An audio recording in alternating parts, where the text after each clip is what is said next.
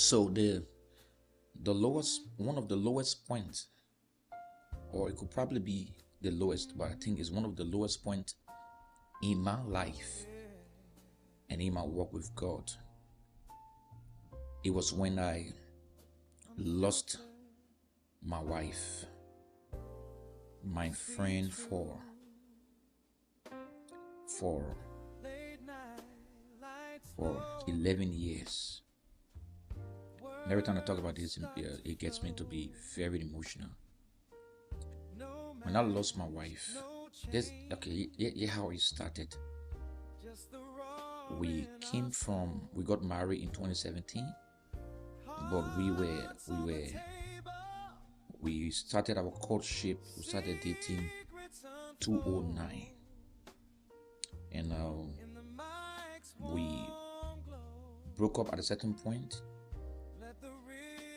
for a few months, almost a year, and we came back and we decided to move together. And at first, I had reservation because of the way things went, but then I was convinced that we were ready to make things happen. And indeed, we got married in 2017. So 2009 to 2017, that's about 8 years. And we got married on June 24th, 2017 at the Buchanan AG's church. Reverend Bishop Billy did our counseling and took us through our marriage process. And then I decided, after I got the call, I decided to come to Nema do ministry, and we agreed, and then she followed. We came to Nema to do ministry. And our first year was very blessed. The Lord showed us great mercy, and the ministry began to expand. In 2019, she took in to our daughter, and then she gave birth to our daughter in December of 2019. That was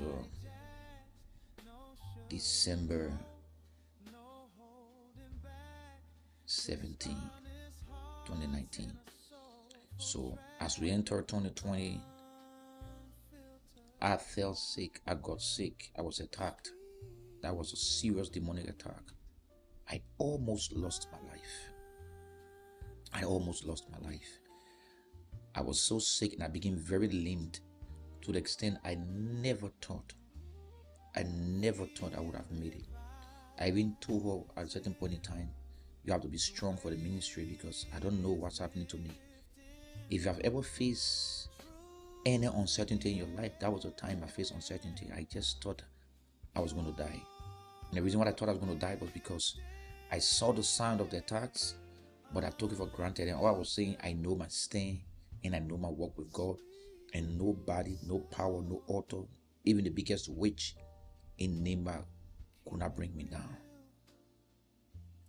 And surprisingly, there was a girl that was assigned to us. She managed to come in our house. She was living in our home with us. So my wife gave birth to our daughter. I was already sick and struggling with my health. I was sick for 6 months. I almost died. There was a power of witchcraft released against me. All hell broke loose against me. I prayed all the prayers I knew. I could not recover. I'm telling you, I have a doctor here. He works at ENJ called Emmanuel Satya. That guy gave me IV medication, the ones that they put in the vein, and then he got tired. He's like, oh, because after every 1 week, for malaria. I was afraid of injections, afraid of drip, afraid of anything that pierced the body. I was afraid of it. But it became something that it became like a normal thing to me. So I took in 36 IV medication, and I could not recover. So he told me, you can't continue like this, There was one night I lay down and I thought I was dying, because as I lay down, it was like someone getting drowned in a river, and I jumped up.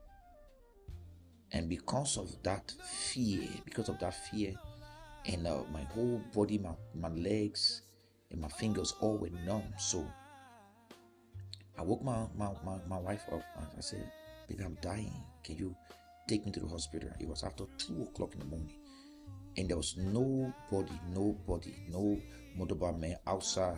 There was nobody that we knew that could call with a bag to take me to the hospital. Both of us, we got on the road in a baby man. And we were walking through that darkness until we reached close to the main road. And then it was when we got a bag and we went to the Methodist hospital. Unfortunately, that night, the Methodist hospital was dark. There was no electricity, not even in the emergency room. So we decided that, okay, we will go to the other hospital called ENG.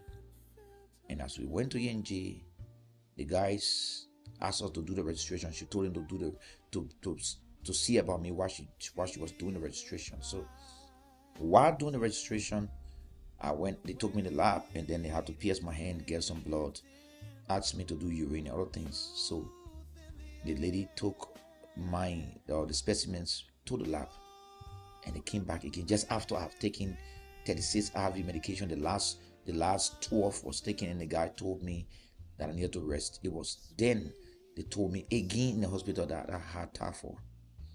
It was amazing, because I'm not somebody that 3 things I already did that growing up. Also, I never really experienced that, what they call rising on people's body, where you get rising on people's body, get big, and no, I have not experienced that. Or all my life I say, oh, there's a big rising on you, and no, there's something, and what they call crow. It doesn't come on me. And then typhoid. All my time as refugees in Guinea, in Liberia, young boy doing this and that, typhoid, no way. Now one day I got sick and they took me to the hospital and said I was typhoid. Never one day. But then it was the first time, 2020, and I was sick for that long, and I went to the hospital and said again another typhoid. So my wife became concerned, but what's going on? But before then, I can recall now, she told me that I feel that you need to consecrate this house again. At time I just consecrated the house like 2 weeks before, and she told me, say, I think you need to consecrate this house again. And I was like, but I just did, but I will do it again. Don't worry, I will do it again. But don't worry, we are secure. So when we went to the hospital again, they took my blood, they gave me some IV medication again and some malaria treatment, typhoid and malaria treatment, and they gave me some drugs, and they asked me to stay on bed, and I told them I didn't want to stay on bed. So they said, okay, but then you'll go home. Then the nurse will be coming at home to give you your medication, which we agreed upon. And I went through all of those times. There was a night that I lay down and I just told God, I don't know what I've done wrong, but you called me to ministry. Everything's in your hands. If you choose for me to die this way, when I was in Montserrat doing all of the wrong things, you kept me. But if you brought me Nima to probably punish me for my past, so be it. You are God. I can't judge. I can't strive with you. I can't contend with you. So it was about that time my wife, the church, gathered themselves to pray for me. That woman and the church prayed for me for 21 nights. Intercessory prayer. Every night at the church, they would tarry from 10 to 4 o'clock in the morning. 21 nights. I didn't die. There was a day that she was to go to the church that night, and I told her, no, stay with me. I don't know why I said stay with me. And that very night, I lost my breath. My breath caught. I couldn't speak. And I told her, I was throwing sand to her. She said, Edie, that's how she used to call me. And I couldn't talk. I just told her, I'm dying. I just threw sand to her. I lost my breath. I can't breathe. The only thing I could hear her say, God, your servant is not dying. That was the prayer she prayed. And then she gave me warm water. I drank, I sneezed, and I came through. That was how important, that was how good, that was how helpful, that was how good a partner she was to me. And then when she got sick, after the birth of our daughter, there was a little knot on her breast. And myself grew up seeing my biological mom had a knot on her breast, and it was treated, and it was never cancerous. So when she had that knot on the breast, my mom had come to help her our baby. My mom said to her, "Oh, but this thing here, it happened to me before." And my mom even showed her the breast. You see the 3 marks, it happened to me before. My son wasn't too small to know it. And I came through. So I just think this is a regular knot. That's how it started, a little knot on her breast. And all of a sudden the knot started to expand. And then she was giving the baby breast milk. So it wasn't affecting it wasn't growing, the knot wasn't expanding. But after I told her, you can't be giving the baby breast milk while the knot is on your breast and you are in pain. So let's stop it and let's treat the knot. So I went to the hospital, or doctor will look out, so it can happen regularly. These things can happen to women. Sometimes because the breast is dry and then the kid is sucking the heart, so it causes those things. And all of those explanations were given. So they recommended some medications, which we bought. Unfortunately, everything started to go haywire, and then the soul started to get big, until it took out the whole breast, until we went to Monrovia several times, from hospital to hospital, Jamili or Cali hospital, all over, until one day she got tired and said, "God who called me to follow you will heal me, so I'm not going to allow anybody keep joking me." She even went tapet on GFD. It was at GFD that the guy told her, "This thing looks cancerous, so I want you to go back to Monrovia and do further treatment." And we went there, we did a test, and then at the lab in Jamili, because we went to Cardiff Hospital, and Cardiff Hospital recommended that we do the lab at Jamili. And we went there, it was done, they gave us the result, it was sealed, and we took that result to the hospital, and the doctor told me that this thing looks cancerous, but he's not too sure. It looked like also they said mastitis, so I need a call. So I was there. This woman was there for me when I was down, dying. She was there for me, stood with me in prayer. The church interceded, and I came through. And this woman now is going through something that is bothering me. Even as a young man, I lost focus. I lost focus. I lost every energy. I lost every strength.